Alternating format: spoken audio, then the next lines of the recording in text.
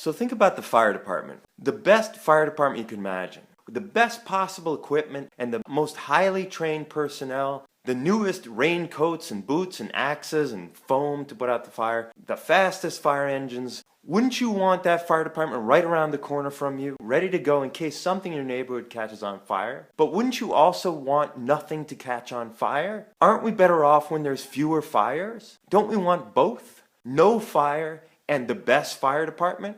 So there's certain things that we want less of, but we spend money in case it happens. We don't want crime, but we want the best police department. The most professional, the best trained, the best personnel. We want the best cops possible. We want less war, but the best possible military money can buy. And isn't that the same thing for healthcare? Don't we want less disease and injury and illness? But still we want the best possible hospital around the corner with the best equipment and the best people and the best training. So there's things we want less of, but that we spend a lot of money just in case. And there's certain things we want more of, like we want good food and we want good music and we want good housing and we want nice computers, I suppose. And there's nothing wrong with having more of that stuff. So there's certain things that are just good that we want more of. And those things are great to make money at. Those things are perfect for the private sector. Those are things that are great to make a profit at. Like Apple makes good computers, right?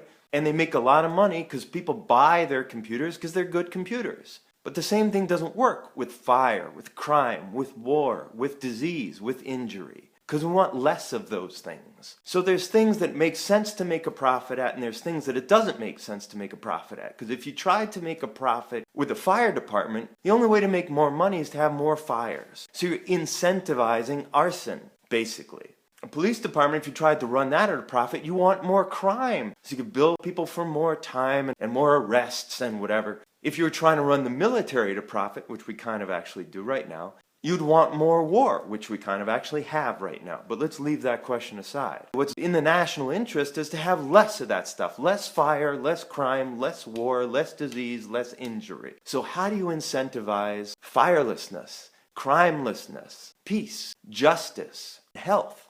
Well, you take the profit out of the equation. Now, people kick and scream when you say that profit's a bad thing. And profit is not a bad thing in general. Anytime it's something we want more of, the free market is a great way to go.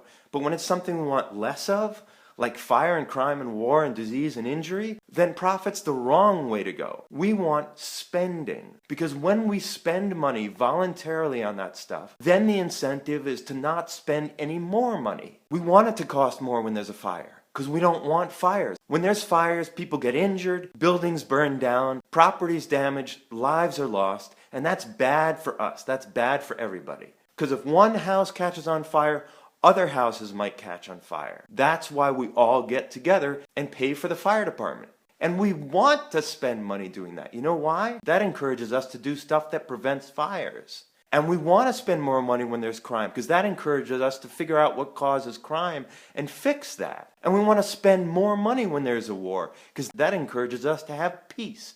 And we do well in peacetime. We have more money to spend. We have more people at home to work. Peace and prosperity go together. And we do well when there's less injury and less illness. Because when people aren't in the hospital, sick or hurt, they can work. Now, okay, I made a little chart. And at the risk of being redundant or boring, the red arrow is public spending. The green arrow is private spending.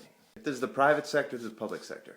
Here's us spending money to keep away stuff we don't want, like fire and crime and war and disease and injury. We've committed as a country that we're going to spend money anytime any one of those bad things happens, right? Bang, bang, bang. Then when we're spending all that money, and by the way, we already spend enough money to do this. We're not talking about spending more than we already do. As we spend, every time one of those things happens, a lot of them are going to happen at first, right? We're spending so much that it becomes very clear, very quickly, how much we'd save. Not only in money, but in human resources, in human beings, in human productivity, by preventing fire, crime, war, disease, injury. By becoming a preventative society where we stop things before they happen. Then what happens? Look what happens. Then the arrow starts to move the other way.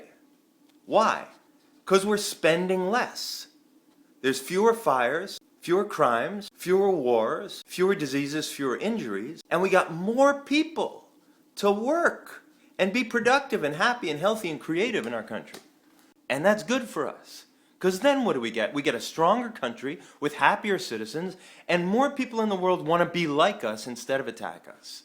But when somebody's telling you that making money is the only thing you need to do, that the free market is the only thing you just have to get out of its way, don't buy it. It's not true. Free market needs to be balanced by the nanny state. Okay? The private sector needs that good, strong foundation in the public sector to keep the populace healthy. That's a tremendous boost to the economy. Because where does business get its next good idea from? You don't know. It could come from anybody. Some little kid in the Bronx who's going to come up and have the niftiest new idea for a dishwasher that runs using microbes or whatever. And you want as many people working as possible so they're there, that you've got a consumer base and people can buy your stuff. So let's sort it out. We got public spending over here. It's a good thing. Public spending. Have those facilities and that staff and that equipment in place just in case. And then we got a good, strong, healthy population that can contribute. But you got to lose money to make money. Basically what I'm trying to say.